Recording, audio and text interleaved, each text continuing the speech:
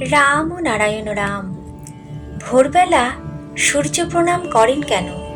সূর্যই প্রধান বৈদিক দেবতা। সূর্যই সকল শক্তির উৎস। সূর্য ছাড়া সমগ্র জীবজগৎ বাঁচতে পারে না। তাই প্রত্যহ প্রাতে কর্মজীবনে প্রবেশ করার আগেই সূর্যকে বন্দনা করে সারা দিনের মঙ্গল কামনা করা হয়।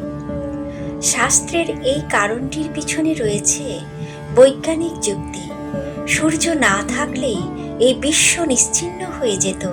সেই জন্য শাস্ত্রকারগণ সূর্যের অপরিসীম অবদানের কথা শ্রদ্ধান্বিত চিত্তে আমাদের স্মরণ করানোর পদ্ধতির মাধ্যমে আমাদের আরেকটি বিজ্ঞানসম্মত উপকারের ব্যবস্থা করে গেছেন। সূর্যের উদয়কালে এক ধরনের রশ্মি বিচ্ছুরিত হয়। এটি চোখের পক্ষে খুবই উপকারী। কাজেই ভোরবেলায় উদীয়মান সূর্যের দিকে চেয়ে সূর্য প্রণামের দ্বারা আমাদের দৃষ্টিশক্তি বজায় রাখা উচিত। গুরুজনেরা নমস্য কেন? অহংকারী মানুষের পতন ঘটায় এবং উন্নতির পথে বাধা হয়ে দাঁড়ায়। গুরুজনদের প্রণাম করলে ছোটদের মনের বিনয় ভাব প্রকাশ পায়।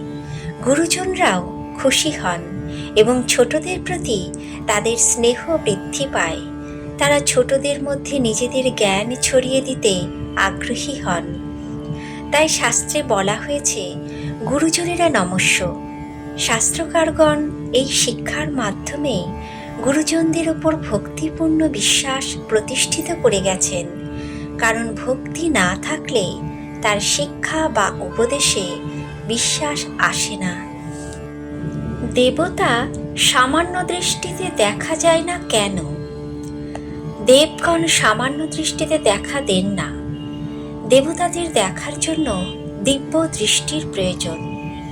মহাভারতের মহান ধনুর্ধর অর্জুনের বন্ধু মানবরূপে ভগবান শ্রীকৃষ্ণ সদা তার সাথে থাকতেন। কিন্তু তার দেবরূপ দেখার জন্য, অর্থাৎ বিরাট রূপ দেখার জন্য যখন তিনি অর্জুনকে দিব্য দৃষ্টি প্রদান করেন, তখন তিনি ভগবান শ্রীকৃষ্ণের বিরাট স্বরূপ দেখতে পান। যারা দেবতার স্বরূপ দেখার অধিকারী তাদেরই দেবতা দেখা দেন, অন্যদের দেখা দেন না। রাম ও নারায়ণ রাম। নমস্কার।